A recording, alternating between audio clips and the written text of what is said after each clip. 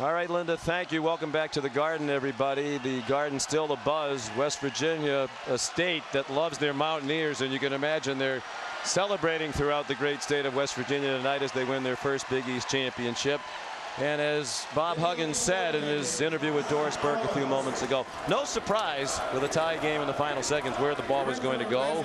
I guess we shouldn't be surprised that Da'Sean Butler continues to excel in those situations too. Well, with 9 seconds left, West Virginia ran the same exact play that they ran against Cincinnati.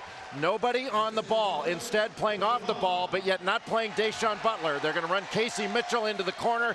That's going to drag his defender with them. But instead of being on the ball to force it away from Butler, he's able to catch it, and then nobody comes to double team. He is going one-on-one, and he has the whole middle of the floor. And when you get it to your best player, big shot Butler, he delivers. This kid fumbles at the end here, Jay, able to control it. We mentioned he beat you in the post to 3, puts it on the deck, and here just wills this thing into the game. Look at the concentration, just amazing. Well, he votes in New Jersey, but he's an honored citizen of West Virginia. Well, Bob Huggins has said to us many times during the year, imagine how good we'd be if we could make some shots. Well, Da'Sean Butler has bailed them out of some bad shooting nights as a team with heroics at the end of ball games.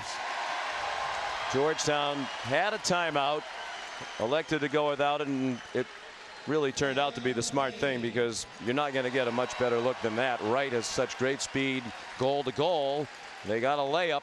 It didn't go. And in a scramble situation, you're right. You're not going to get a better shot than that. If you call a timeout, you allow West Virginia to set their defense, then it's even more difficult to get a decent shot. You know what's great about West Virginia? They guard and they rebound and they offensive rebound. If they don't shoot well, they still can win. They got a tremendous will. 50-50 things, they come up with the majority of them. They did a great job on the offensive glass where they dominated, and they did a magnificent job guarding Greg Monroe. They would not let him catch the ball at the elbow or down in the low block, and I think Wellington Smith did one of the best defensive jobs individually on Monroe we've seen all year long. Yeah, it was 8-1 Georgetown right out of the gate. Monroe had 4 of those points. He was making plays with his passing, but he finished the game with just 11 points, only 7 after the first couple of minutes because Wellington Smith did such a great job, and he had the double-double. 11 points, 10 rebounds, 20 points for Da'Sean Butler, 20 points for Chris Wright of Georgetown, but he was 6 out of 18 shooting.